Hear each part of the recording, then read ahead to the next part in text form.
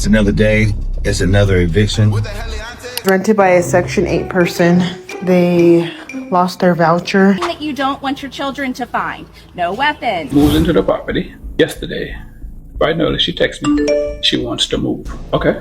Again, I was homeless before this. The tenant is now losing her Section 8 because... From dog pee apartments to government cutoffs, today's videos dive into Section 8 chaos. Landlords losing homes, tenants losing vouchers, in a system that's finally collapsing. Let's get to it. This person lived here for 3 months, paid 1 month's worth of rent. This apartment rents for $1,360. It's super cute. It has been renovated and destroyed by the tenant. Their dog chewed up the carpet in the bedroom, punched holes all in the wall, destroyed the laundry room. That is urine from the dog. 3 months in, 1 month paid, and now she's shocked the sheriff is knocking. Bro, that notice was coming, not DoorDash. This right here is what landlords mean when they say it looked different at the move-in. Brand new carpet, now dog pee perfume. If you can't afford rent, at least afford respect for somebody else's property. It was rented by a Section 8 person. They lost their voucher and they lost their housing. Look at those yellow blinds. We gave this to them. Brand new carpet, brand new everything. Look how it looks. Holy smokes. It's bad. The truck. She lost the voucher, lost the apartment, and lost her mind. Look at the blinds. Why every Section 8 video got yellow blinds though? Brand new everything turned into a crime scene Airbnb. Holy smokes is right. That's PTSD for landlords. Section 8 tenants are the absolute worst tenants. And I'll tell you why. I had a new Section 8 tenant move in on the 11th. I believe the 11th of this year, so which is July 11, 2025. She's supposed to pay $650 out of the $3,500 per month. She don't have that. So I say, no problem. I'll work with you to get it, done. She moves into the property yesterday. Right now, she texts me. She wants to move. Okay. I said, okay, I'm not going to keep you here. So she had Section 8 contact because Section 8 is like when you send a letter stating that, we cancel the thing. Not only did she refuse to leave, she then called Section 8 and tells Section 8 she have no place to go. So this is a ticket they opened for her. So when I had the opportunity, I went by there. The lady called the police. The police come and they tell me, can't put her out. Can't do nothing, we have to take her to court. And now I have to go and spend all this money to get her out of the property, man. Tell me what you guys think in the comment, man. Am I wrong to keep renting the Section 8, or do I need to just get rid of all of them and get regular tenants? This man tried to be understanding. She couldn't pay $650. He still let her move in. 1 day later, she wants to move out. Nah, what you want is a free stay. She canceled the lease, then refused to leave. Police take her to court. Transition. She's living rent-free till Christmas. And now he's the bad guy for wanting his property back. This isn't exactly why landlords stop taking vouchers. My room was a hot mess because I was going through all of our clothes and trying to organize and get ready for school and trying to see what sizes fit, whatever. Yes, it was cluttered. Again, I was homeless before this. Okay, I didn't have anybody helping me when we had to move out of our old shithole apartment before. I was trying to break generational cycles. I received that notice. And then they were supposed to come out to re-inspect to make sure I cured it and everything. I cleaned, I organized, did everything. I waited all day long on August 4th. Did anybody show up? No. I get a random note on my door on August 27th, I think that was a Wednesday, saying that they were coming in to re-inspect the unit for the violation of July. Which I was very confused. I was like, okay, we're a month. What are we doing here? I am literally at a breaking point, okay? My car is falling apart. Now, here's the other side. Not everyone's scamming. Some of those women are fighting to stay sane. She's trying to raise kids, keep order. The system still hits her with violation like she committed no callbacks, no inspections, no support. Then they called her non-compliant. That's a trap nobody talks about. We're going to start upstairs. There's certain can't go out on the road, right? Nothing that, oh, hi. Nothing that you don't want your children to find. No weapons, no chemicals. If there's a refrigerator in here that needs to come out, we will have to take off the door. We also are not going to remove any trash. So if it's obviously trash, we will not take it out. If you have a concern, ask one of the sheriffs and we will advise. Listen how robotic that sounds. No weapons, no drugs, no trash. They reading it like it's a hostage script. Imagine home inspections sounding like a search warrant.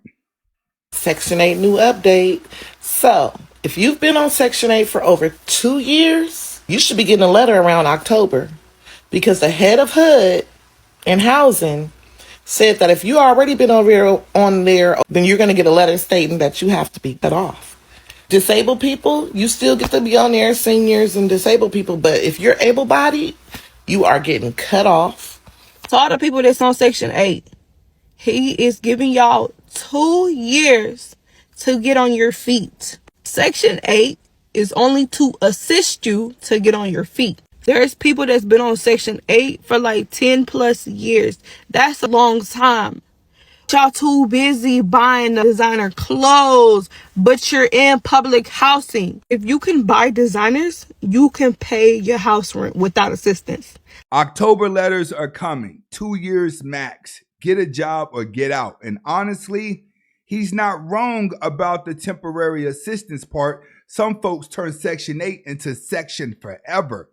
If you can buy designer, you can buy discipline. They're cutting Section 8 quietly. I've received a letter stating that they're downsizing my voucher with no reason. Donald Trump's budget for 2025 slashes HUD funding by 43%, over $30 billion. And it doesn't even matter if you have a disability, it's happening to my family. Over 300,000 families across the United States can potentially lose their housing. Even with budget cuts, housing... They're not just trimming. They're amputating the funds. $30 billion gone. That's hundreds of thousands of family about to get the 30-day notice from Uncle Sam. And still people think it won't happen to them.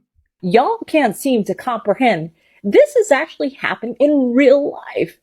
If you are a legal immigrant or a citizen and receive Section 8, and you have people in your house that is an illegal immigrant because of the new rules and regulation President Donald Trump put out there, allowing no illegals to receive any type of benefits, that means you've violated the Section 8 rule.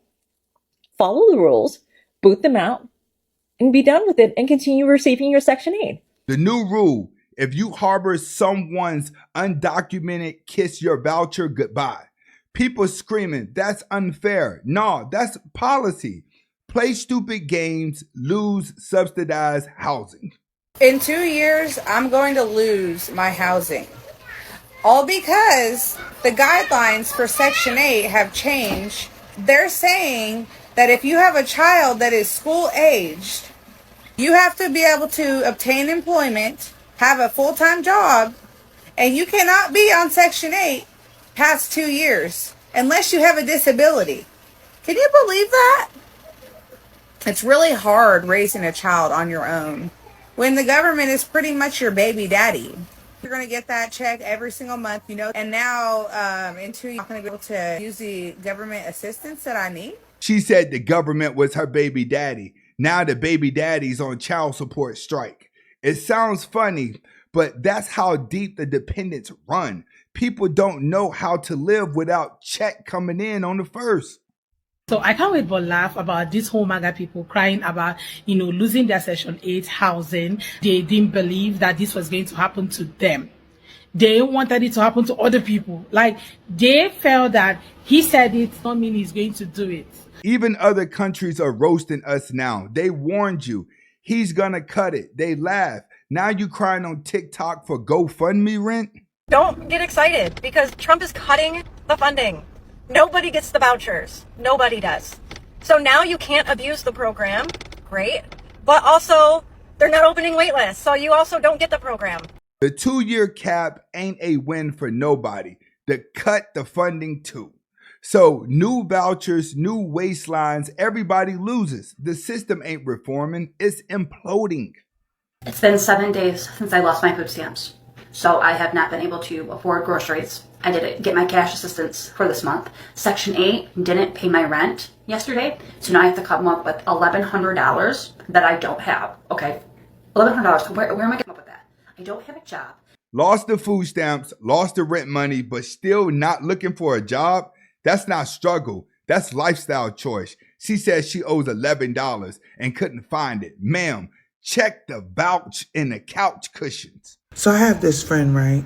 And she's also a property manager. She has a tenant who's been on Section 8 for 10 years, right? And the tenant is now losing her Section 8 because her apartment does not have a vent in the bathroom. It didn't have a vent for the last 10 years she's been living there. So they are evicting this disabled old lady for the home not having the proper equipment in it. Like, you literally have to build a whole new infrastructure in her bathroom just so she have ventilation. Section 8 is requiring the landlords to do the unaccomplishable. Like, literally, this is how this building put in an exhaust in a bathroom. So what do you think the landlord is going to do? They're not going to build it.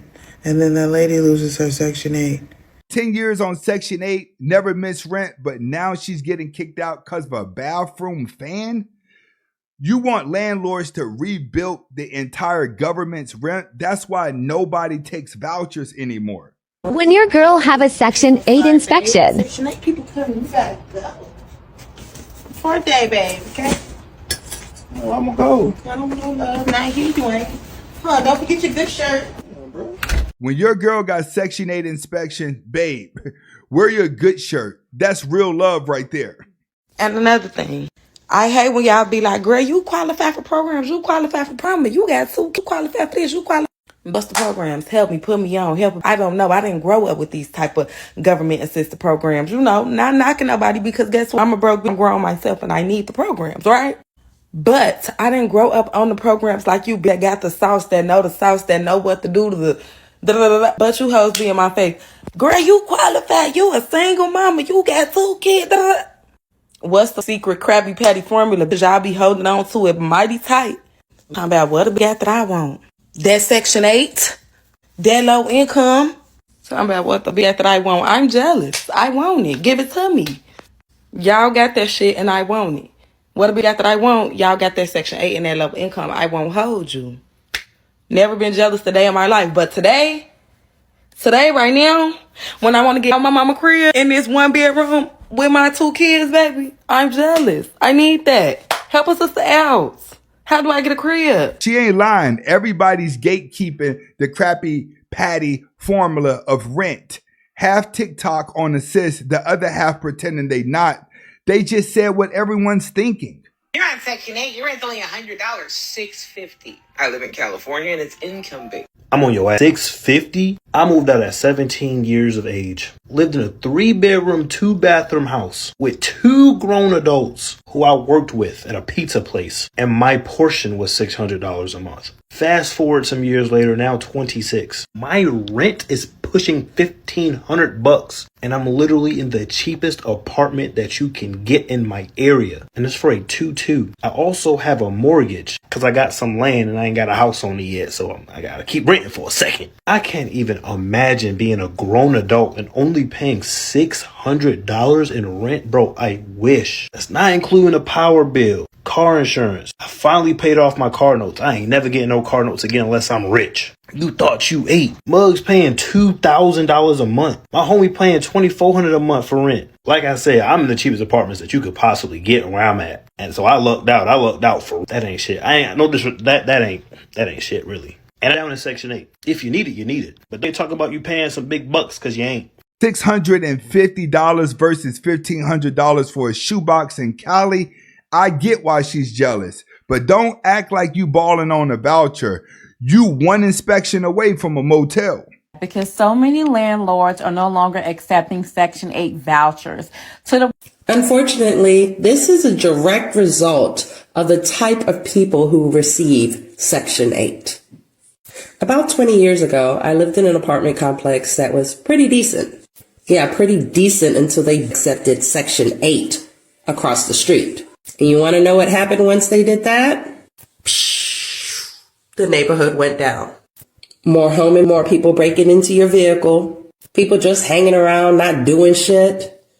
Within 12 months, the changes were extremely noticeable. Enough where people just started moving out. It's unfortunate to say, but nobody wants to live next to Section 8. This dude said as soon as they built Section 8 apartments, the block went GTA mode. People don't move away because they hate the poor. They move because they hate the chaos. So y'all are trying to get me canceled asking me these types of questions. Fortunately, I'm super rich and I don't care. So I will answer this question. Which race are most evicted out of my portfolio? See, I just happen to track these types of metrics. So of course you have to put a weight on each one of these ethnic groups because we don't have exact numbers of each group in my portfolio. But adjusted per capita, the whites are the #1 most evicted welfare group in my Section 8 portfolio. People that hail from the mountains of Caucasus are evicted and removed at almost twice the rate of their next fellow counterpart, which would be the African Americans. They are evicted second, third only to the Hispanics, and fourth only to my friends out of the East, the Asians. You also have to understand, I am a data whore. I track everything that's publicly available. We estimate their body weight, Android versus iOS usage, credit score, misdemeanors, felonies, anything that's publicly available, we'll put in a profile, and then we'll look at trends to see what we can do to make even more money. If you want to learn how to get started with Section 8, click the link in the bio, free training. This man really said mountains of Caucasus. He tracking credit score, phones, body weights, bro renting the CIA, but ain't nothing wrong. Data don't lie. It's a business, not charity. From evictions to vent fans to food stamp meltdowns, this ain't just about Section 8. It's about a system that raised a generation of survive of dependence and how dependence is running out.